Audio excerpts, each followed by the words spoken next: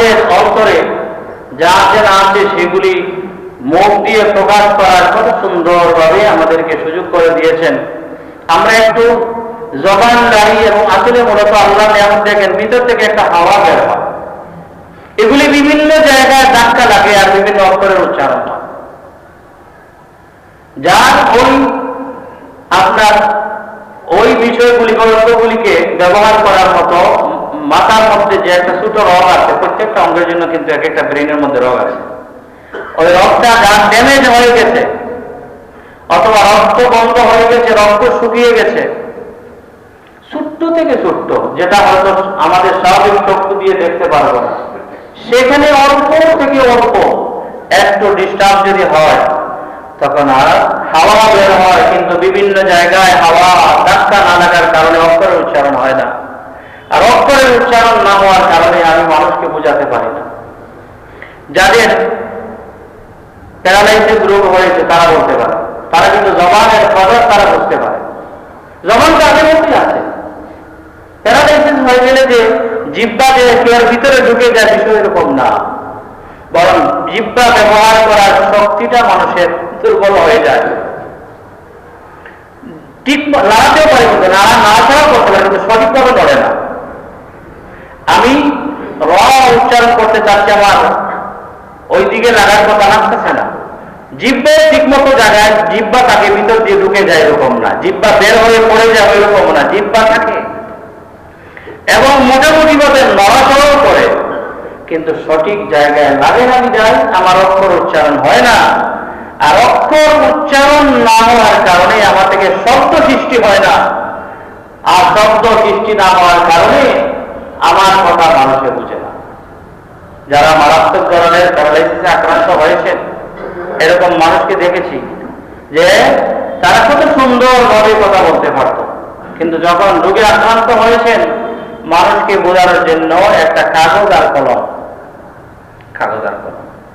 আমার আত্মীয়ের মাঝে এরকম ছিল, কত সুন্দর ভাষায় কথা বলতো, কিন্তু জিহ্বার জায়গায় ঠিক আছে, সবকিছু ঠিক আছে, কিন্তু ওইখানে একটা রগে ব্লক হয়ে গেছে, রগ শুকিয়ে গেছে, রক্ত জমাট হয়ে গেছে, এখন আর কথা বলতে পারে। কিছু বললে কি করে, পানি আনো লেখে বলে।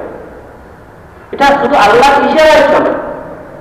সেই জবান দিয়েছেন আল্লাহ সুবহানাহু ওয়া তাআলা আল্লাহর জিকির করার জন্য, সেই জবান দিয়েছেন আল্লাহ সুবহানাহু ওয়া তাআলা কালিমা পড়ার জন্য, সেই জবান দিয়েছেন আল্লাহ সুবহানাহু ওয়া তাআলা মানুষকে সৎ কাজের আদেশ দেওয়ার জন্য, মন্দ কাজ থেকে বাধা দেওয়ার জন্য।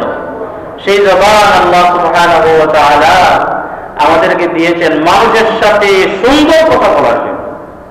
সেই জবান আল্লাহ সুবহানাহু ওয়া তাআলা দিয়েছেন আমাদের বিভিন্ন দুনিয়ার বিভিন্ন কাজ কারবারের বিষয়টি মুখ দিয়ে প্রকাশ করার জন্য। দেখেন জবানের কত পাওয়ার। আপনি কোন এক জায়গায় কোন একজন মহিলাকে প্রস্তাব দিয়েছেন, মহিলার পক্ষ রাজি হয়েছে, মহিলার বাবার কাছে প্রস্তাব দিয়েছেন, রাজি হয়েছে, এরপরে বিবলক উভয় পক্ষ আসছেন, কন্যার পক্ষ থেকে বলা হচ্ছে যে আমি অমুকের বাবা, আমি আমার 1 নম্বর মেয়ে অমুককে তোমার কাছে শাদী দিলাম। এই কথা শোনার পর বর বলল কাবিল তুহা। কত সময় লাগছে? সময় 5 ঘন্টা লাগছে, মাত্র 10 সেকেন্ড। কাবিল তুহা বলার পর থেকে সারা জীবনের জন্য ওই নারী তার জন্য হালাল হয়, তার স্ত্রী হয়ে গেছে। শুধু জীবনে না, যদি দুজনের আমল ঠিক থাকে সেই বন্ধন বেহেশতের মধ্যে অটুট থাকবে।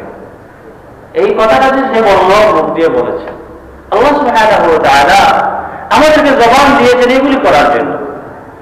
জবান আমাদেরকে দেন নাই কোনো মন্দ কথা বলার জন্য। জবান আমাদেরকে মানুষের বিপক্ষে বিভিন্ন মন্তব্য করার জন্য জবান দেন নাই, মানুষের বিপক্ষে মানুষকে গালি দেওয়ার জন্য জবান দেন নাই। যদি আমরা আমাদের জবানকে কুফরি, নাউযুবিল্লাহ, কুফরি কথা ব্যবহার করি তাহলে আমরা আমাদের শ্রেষ্ঠত্ব হারিয়ে ফেলব। শুধু জীবজন্তু নয়, বরং জীবজন্তুর চেয়ে আরো নিকৃষ্ট হয়ে যাব।